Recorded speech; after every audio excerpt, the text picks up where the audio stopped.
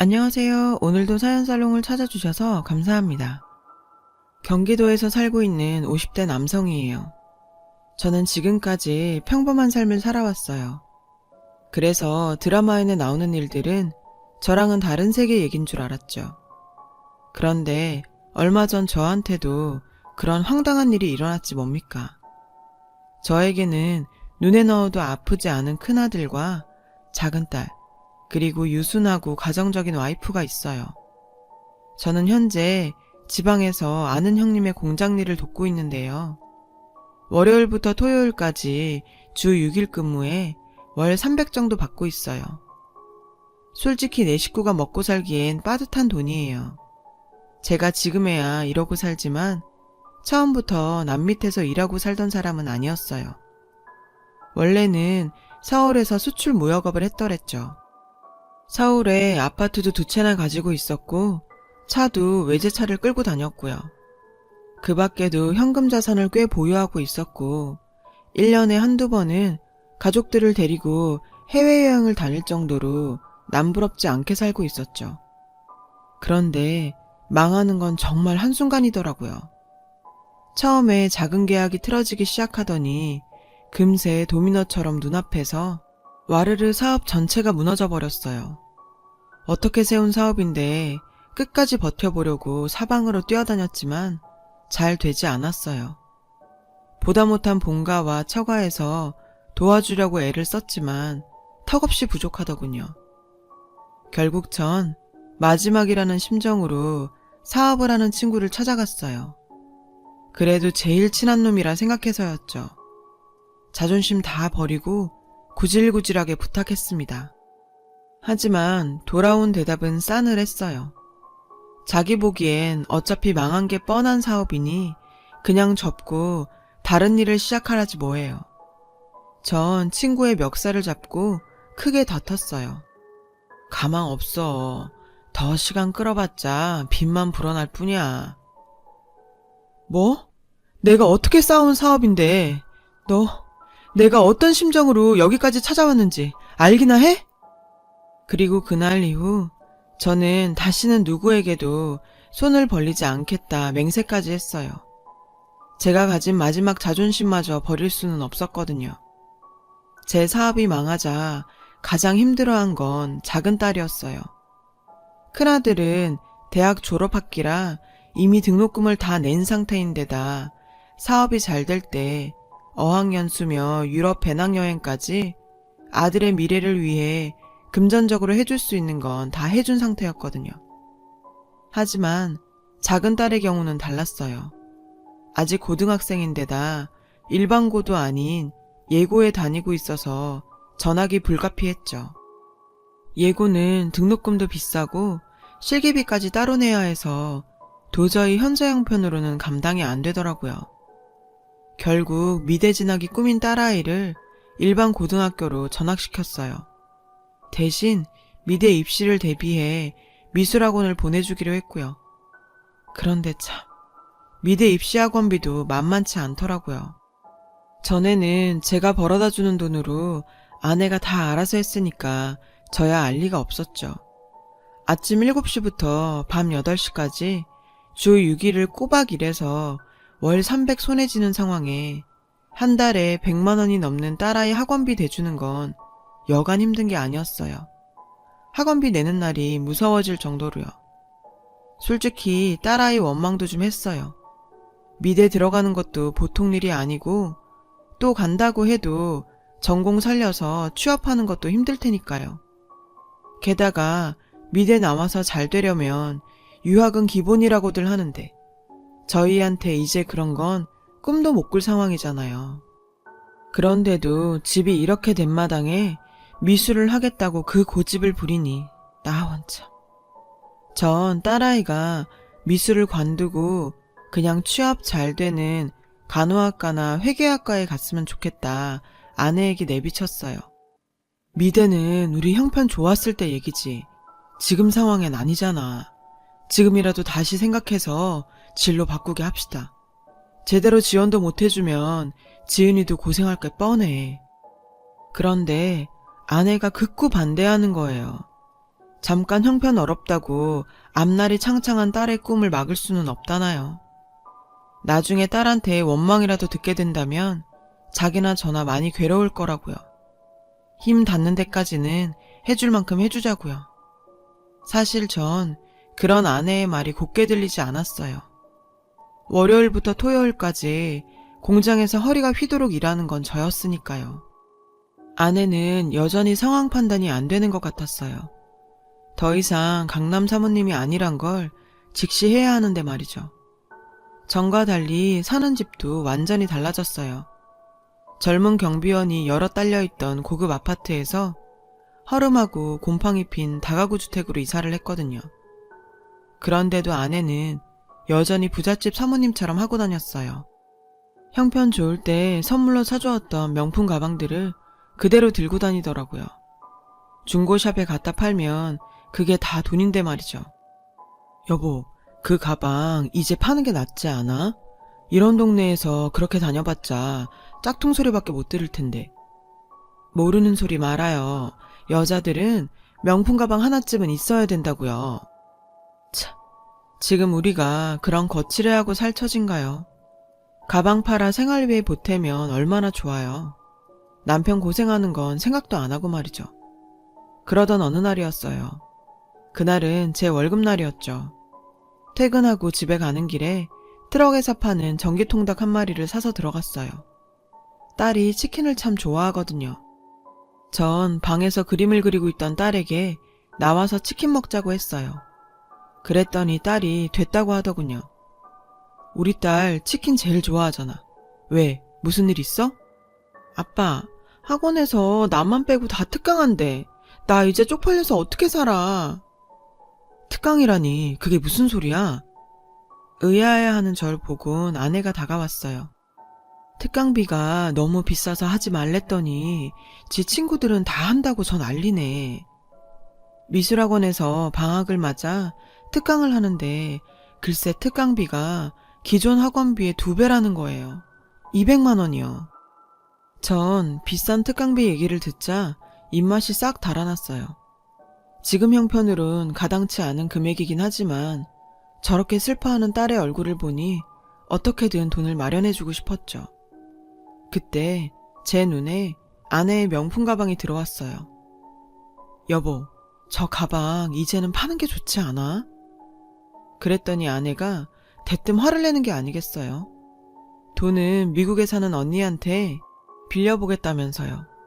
아내의 친언니는 미국에서 미용실을 크게 하고 있거든요. 저희가 망해서 거리에 나앉을 때 지금 살고 있는 이 빌라 전세 자금을 내준 사람이 바로 처형이었어요. 돈은 안 갚아도 되니까 용기 잃지 말고 살라고요. 그 일로 아내는 처형한테 미안한 마음을 크게 가지고 있어요. 저도 처형한테는 늘 고맙고 미안한 처지고요. 그런데 사람이 참 자식 앞에선 뻔뻔해지나 봐요. 이번에도 결국 처형한테 손을 벌리고 말았거든요. 나중에 일이 잘 풀리면 전부 갖겠단 마음이었죠. 그렇게 딸아이는 다른 친구들처럼 방학 특강을 듣게 되었어요. 그런데 그 사건을 계기로 아내와 전 조금 멀어지게 되었어요. 아내는 예전처럼 밝아 보이지 않았죠. 이제 정말 우리가 망했다는 걸 실감이라도 한 듯 어두운 표정이었어요. 대화도 많이 줄었고요. 전 이 모든 게 다 제가 부족해서 생긴 일이라고 생각했어요. 돈만 있으면 뭐든 살 수 있고 가정의 화목도 이룰 수 있을 거란 생각이 들더군요. 실제로 그렇기도 하고요. 사실 살다 보면 일어나는 대부분의 문제가 돈 때문이잖아요. 그러던 어느 날 공장 형님이 일요일에도 일해줄 수 있겠냐고 묻더군요. 얘기를 들어보니 야근비에 주말 수당까지 돈이 꽤 되더라고요. 그래서 전 이참에 딸아이 대학 등록금이라도 마련해야겠다는 생각으로 하겠다고 했어요. 숙식은 공장에서 마련해준 기숙사에서 하게 되었고 가족들이 있는 집에는 2주에 한 번 정도 갈 수 있었어요. 그렇다 보니 집안 사정은 아내와 통화를 하며 듣는 게 고작이었죠. 밥은 먹었냐, 집에 일은 없냐. 통화 내용은 늘 같았어요. 그때마다 아내는 별일 없다고 했고요. 그렇게 전 조금씩 공장 생활에 익숙해져 갔어요. 그런데 숙소에 누워 가만히 생각해보니 바로 다음 날이 아내 생일이지 뭐예요. 아차 싶었죠. 그래도 지금이라도 기억이 나서 다행이다 싶었어요. 전 공장 형님한테 전화해서 하루 휴가를 얻었어요. 그리고는 동네 빵집에 들러 생크림 케이크를 사고 시장에서 아내가 좋아하는 복숭아도 10,000원어치 샀어요. 이번에야말로 아내와 대화 좀 나누고 예전처럼 돈독한 사이로 돌아가야겠다 생각하면서요. 그런데 웬걸? 집에 가보니 아무도 없는 거예요. 딸에게 전화해보니 학원에서 특강 중이라 늦게 끝난다고 하더군요. 아내는 아예 전화를 받지 않았어요. 이상했어요. 아내는 일을 다니는 것도 아니었으니까요. 그런 아내가 밤 9시가 넘도록 집에 들어오지 않더라고요. 결국 저는 생일 케이크 초만 꽂은 채 잠이 들고 말았어요. 얼마나 잤을까? 아내가 절 깨우더군요. 시계를 보니 11시였어요. 당신, 지금 이 시간까지 어딜 돌아다닌 거야? 동창회가 있어서 다녀오는 길이에요. 동창회라는 말에 부하가 침을 더군요. 전 사업이 망한 이후 모임에 나가본 적이 한 번도 없었거든요. 남편은 주말도 반납하고 뼈 빠지게 일하는 동안 아내는 친구들 만나 시시덕거리며 놀았단 얘기잖아요. 제가 우연히 찾아온 그날 말고도 아내는 자주 밖으로 놔두는 느낌이었어요. 제가 자신을 의심하는 줄도 모르고 아내는 자기 생일인 줄 어떻게 알았냐고 좋아하더군요. 기왕 생일 케이크를 사왔으니 초에 불이라도 붙이자고 했죠. 하지만 전 너무 화가 난 나머지 그 길로 다시 공장으로 오고 말았어요. 공장으로 돌아와 딸아이에게 전화를 걸었어요. 그리고 물었죠. 엄마가 자주 외출하냐고요. 그러자 딸이 좀 머뭇거리더군요. 딸아이 말로는 엄마가 하루가 멀다 하고 밤마다 어딜 나간다는 거예요. 어디 가냐고 물어도 그냥 친구 만나러 간다고 했다네요. 저는 딸에게 왜 지금까지 아무 말도 하지 않았냐고 다그쳤어요. 그러자 딸은 엄마 아빠 사이에 혹여 분란이라도 일어날까봐 걱정이 돼서 말 안 했다고 하더군요. 전 이 이야기를 공장 형님한테 했어요. 그러자 형님이 심각한 얼굴로 그러더군요. 제 와이프가 바람이 난 것 같다고요. 딱 봐도 바람이네. 얘기 들어보니까 좀 된 것 같은데? 네, 제가 생각해도 이건 바람이 분명한 것 같았어요. 일도 안 하는 아내가 밤마다 나갈 곳이 어딨겠어요. 잘 나가던 사모님에서 이 모양 이 꼴이 됐으니 아내도 도피할 곳을 찾고 싶었을 거란 생각이 들더군요. 결국 전 아내한테 묻지 못했어요. 혹여 정말 아내가 바람이라도 난 거라면 전 정말 어떻게 해야 좋을지 몰랐으니까요. 제게 남은 건 이젠 가정 하나뿐인데 그냥 모른 척하고 살아야 하는 게 아닐까. 아내의 외도는 그냥 잠시 지나가는 소나기 같은 것이었으면 좋겠다고 생각했습니다. 그러다 제가 공장을 쉬어야 하는 상황이 생기고 말았어요. 출근하다 계단에서 다리를 헛디뎌 넘어졌거든요. 병원에서는 다리뼈에 금이 갔으니 3주 정도는 쉬라고 하더군요. 공장 형님도 이 기회에 집에 가서 좀 쉬라고 권했고요. 하지만 전 집에 갈 용기가 나지 않았어요. 아내를 보는 게 두려웠거든요. 하지만 별 수 있나요? 갈 곳이 집밖에 없는 걸. 결국에 짐을 싸서 집으로 향했어요. 집에 가니 절 보는 아내의 얼굴에 당황한 기색이 역력하더군요. 하지만 이내 아내는 제 몸 걱정부터 했어요. 그런 아내를 보니 다시 예전으로 돌아간 기분이 들더라고요. 이런 말 하면 안 되지만 아내가 제 아픈 모습을 보고 이제 한눈 팔지 않았으면 좋겠다는 생각도 했어요. 그런데 나 저녁에 친구랑 약속이 있는데 어쩌지? 내가 죽 끓여 놓을 테니까 데워 먹어요. 전 아내의 말에 화를 참지 못하고 결국 욕을 하고 말았어요. 아내는 무척 당황하더군요. 하지만 그런 상황에서도 아내는 끝내 외출을 했어요. 전 비참한 마음에 아내가 끓여준 죽을 싱크대에 모조리 버렸어요. 그리고 아내가 정말 친구를 만나러 간 것일 수도 있지 않느냐며 애써 스스로를 다독였어요. 절뚝거리는 발로 설거지를 하면서요. 그러다 문득 한국 생활을 정리하고 미국에 가서 새 삶을 시작하는 게 낫지 않을까 하는 생각이 들더군요. 그래서 미국 처형한테 전화를 걸었죠. 저는 처형과 일상적인 대화를 하고는 전에 보내주신 학원 특강비에 대해 감사 인사를 했어요. 그게 무슨 소리예요? 난 돈 보내준 적이 없는데 특강비라니? 네? 아내 말로는 분명히 처형이 우리의 특강비를 계속 내주고 계신다던데요. 처형은 빌라 전세금을 제외하고는 한 번도 돈을 보내준 적이 없다더군요. 게다가 아내가 처형과 통화하면서 요즘 형편이 나아져서 괜찮다고 했다나요. 오히려 처형이 더 의아해하더군요. 그러면서도 언제든 미국에 오면 생활할 수 있게 도와준다고 했어요. 처형과 통화를 마친 전 오히려 머릿속이 복잡해졌어요. 미술학원 특강비의 출처 때문이었죠. 아내는 자정이 넘도록 집에 돌아오지 않았어요. 그날 밤 저는 뜬 눈으로 밤을 지새웠죠. 새벽 2시쯤이었을까요? 문 열리는 소리가 들리더군요. 전 거실로 조용히 나갔어요. 아내가 얼굴에 땀이 송골송골 맺힌 채 들어오고 있었죠. 추운 날씨에도 불구하고 말이에요. 머리칼도 헝클어진 채로요. 아내는 절 못 봤는지 곧바로 화장실로 들어가 샤워를 하더군요. 전 아내가 어떻게 학원비를 마련했는지, 그리고 밤마다 어딜 다니는 건지 수많은 의문에 휩싸여야 했어요. 그렇게 뜬 눈으로 밤을 지새우고 다음날 아내에게 물었어요. 어젠 왜 그렇게 늦었냐고요.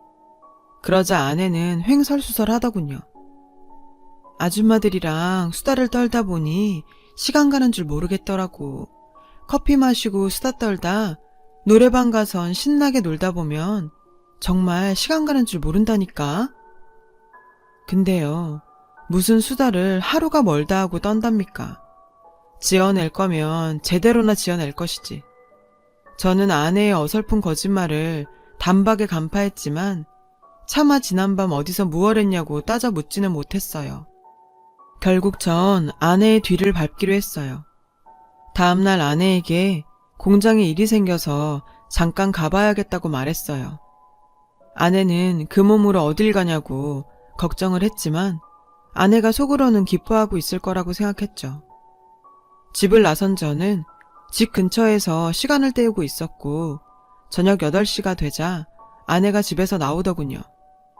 아내가 버스에 오르는 걸 확인하곤 택시를 타고 아내가 탄 버스를 쫓았어요. 1시간 정도를 따라갔을까요? 마침 아내가 버스에서 내리더군요. 서울 시내였어요. 시간은 벌써 9시가 넘었더라고요. 버스에서 내린 아내는 어디론가 종종 걸음을 쳤어요. 따라가 보니 제가 잘 아는 동네더군요. 제가 사업을 하던 시절 제 사무실이 있던 동네였어요. 뒤따르는 내내 아내가 왜 하필 이 동네로 온 걸까 생각했어요. 하지만 궁금증은 생각보다 빨리 풀리게 됐죠. 아내가 향한 곳은 다름 아닌 한때 제 절친이었던 친구놈의 사무실이 있는 건물이었거든요. 순간 다리가 후들거리기 시작했어요. 모든 퍼즐이 다 맞춰진 것 같았거든요. 내 친구놈과 아내가 불륜을 저지르는 게 너무나 분명했어요. 친구와 제가 사이가 좋았던 시절 녀석은 제 아내와도 사이가 좋았었거든요. 비혼주의라는 놈이 가끔 농담조로 제 아내 같은 여자가 있다면 당장이라도 결혼하겠다고 했을 정도니까요. 그 놈이 옛날부터 제 마누라를 탐내고 있었던 것이 분명했어요. 아내도 그 친구를 보고 결혼하면 좋은 남편에 좋은 아빠가 될 거라고 얘기할 정도로 호감을 보이기도 했고요. 둘 사이에 뭔가 있는 것이 분명했어요. 모르긴 해도 딸의 특강비도 그놈이 챙겨줬겠죠. 전 모든 걸 포기하는 심정으로 아내를 뒤따라 건물로 들어갔어요. 그런데 로비에 들어서니 야간 경비원이 절 막더군요. 무슨 용무로 찾아오신 겁니까? 방금 들어간 여자, 그 여자를 찾아왔습니다. 누구? 아, 박 사장님 친구분이요? 박 사장이 앞서 말한 제 친구 놈이에요. 이미 경비원도 알 만큼 들락거린 모양이었어요. 순간 전 머리가 돌아버릴 것 같았죠. 전 막무가내로 엘리베이터로 향했어요. 경비원이 절 막으려 했지만 재빨리 엘리베이터에 올라 친구놈 사무실이 있는 층을 눌렀죠. 엘리베이터에서 내려보니 사무실 안은 불이 꺼진 채 컴컴했어요. 다른 직원들은 모두 퇴근한 모양이었고요. 그때였어요. 저 멀리 사장실 문틈에서 불빛이 새어나오는 게 보였어요. 안에서 사람 말소리가 들리더군요.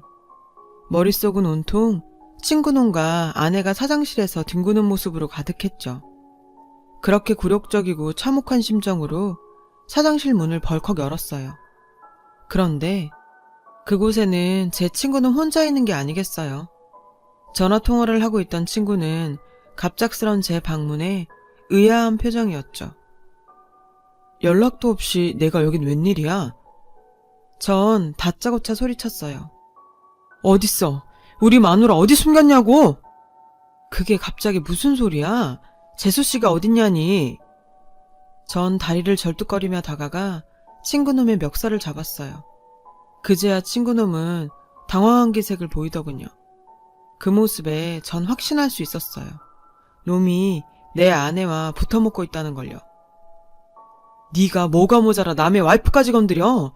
너 나 죽는 걸 보고 싶어? 일단 이거 놓고 얘기해. 네가 생각하는 그런 게 아니야.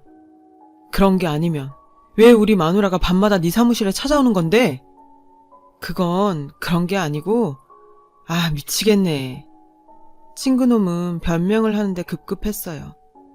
전 가증스런 녀석의 얼굴을 치려고 주먹을 들었죠. 그런데 그 순간 아내 목소리가 들렸어요.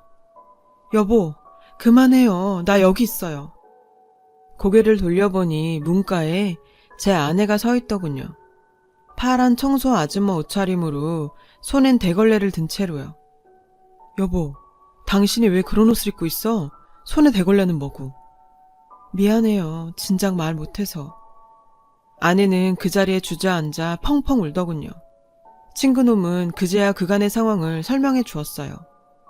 몇 달 전 녀석은 아내로부터 온 전화를 받았다더군요. 혹시 일자리를 주선해 줄 수 있겠냐고요. 재수씨한테 차마 험한 일을 시킬 수 없어 처음엔 격리 일을 주선했다고 하더군요. 하지만 아내는 사회생활 경험이 없는 자신 때문에 괜히 피해를 주기 싫다며 격리 자리를 극구 거절했다는 거예요. 그래서 하는 수 없이 아내에게 회사 청소 일자리를 소개해줬다고요. 평일 저녁에 5시간 정도 일을 하지만 친구놈은 사장 재량으로 월급을 좀 더 챙겨줬더군요. 전 그제서야 왜 아내가 매일 밤 땀 범벅이 된 채 돌아와 샤워를 했는지 알 수 있었어요.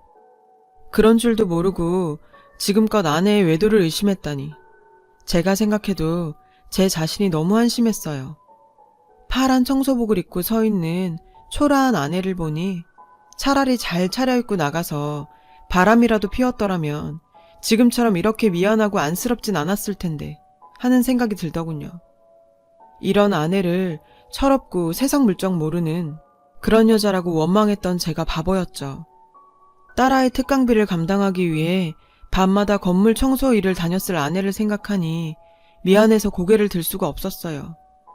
아내는 지금껏 험한 일 한 번 안 하고 살아온 여자였는데 그런 사람이 남편 잘못 만나 나이 들어 저렇게 고생하는 걸 보니 미칠 것 같았어요. 제 자신이 죽도록 밉더군요. 전 친구놈에게 무릎을 꿇었습니다. 오해해서 너무 미안하다고요. 친구는 절 일으켜 세우며 이러지 말라고 하더군요. 자기가 진작 얘기를 했어야 했는데 오히려 미안하다고요. 그 길로 전 아내와 함께 집으로 돌아왔어요. 아내는 지금까지의 일을 모두 털어놓았죠. 그리고는 장롱에서 명품 가방을 꺼내왔어요. 그건 얼마 전까지 제가 팔라고 했던 바로 그 명품 가방이었어요. 아내는 울먹이면서 가방을 열어 상표를 보여주더군요. 여보, 이거 사실 짝퉁이에요. 원래 거는 진작에 팔아서 생활비에 보태 썼어요. 왜 나한테 진작 얘기 안 했어? 난 그것도 모르고 괜히 당신만 원망했잖아. 아내는 제가 상처를 받을까봐 명품을 팔고 똑같이 생긴 짝퉁백을 메고 다녔던 거였어요. 그 백은 제가 아내에게 결혼 20주년에 선물로 준 사연 있는 가방이었거든요. 전 그날 아내와 부둥켜 안고 참 많이 울었어요. 어려움 속에서도 가정을 위해 묵묵히 희생한 아내한테 미안하고 이런 사람이 내 아내라서 감사하는 마음뿐이었죠. 그날 이후 전 공장 생활을 정리하고 집으로 돌아왔어요. 낮에는 택배 상하차 일을 하고 밤에는 대리운전을 하고 있죠. 공장 생활보다 조금 고되기는 하지만 가족들과 함께 있을 수 있어서 훨씬 행복해요. 아내는 제 만류에도 불구하고 여전히 청소 일을 하고 있어요. 딸애가 대학에 들어갈 때를 대비해서 한 푼이라도 더 모아놔야 한다면서요. 그렇게 우리 부부는 서로 합심해 어려운 상황에 맞서고 있답니다. 그리고 얼마 뒤 우리 집에 좋은 소식이 들려왔어요. 아들의 취업과 딸의 미대 합격 소식이었죠. 잃는 게 있으면 얻는 게 있듯이 우리 집은 비록 돈은 잃었지만 전보다 커다란 행복을 얻을 수 있었어요. 아내와 저는 요즘 노후에 대해 종종 얘기해요. 딸애가 대학을 졸업하고 나면 처형이 있는 미국에 가는 게 어떨까 하고요. 여행도 다니고 다시 한번 신혼 때처럼 살아보자고요. 전 인생에는 참 많은 굴곡이 있지만 그 굴곡 끝에는 무지개가 있다고 믿어요. 우리 부부는 그 무지개를 향해 오늘도 열심히 살아가려고 합니다. 아내에게 진심으로 감사한 마음입니다. 지금까지 제 사연을 들어주셔서 감사드리고요. 여러분의 가정에도 행복이 가득하시길 바래요. 여러분, 사연 댓글에 응원과 현명한 조언 부탁드려요. 좋아요와 구독은 저에게 큰 힘이 됩니다. 오늘도 좋은 일 가득하세요.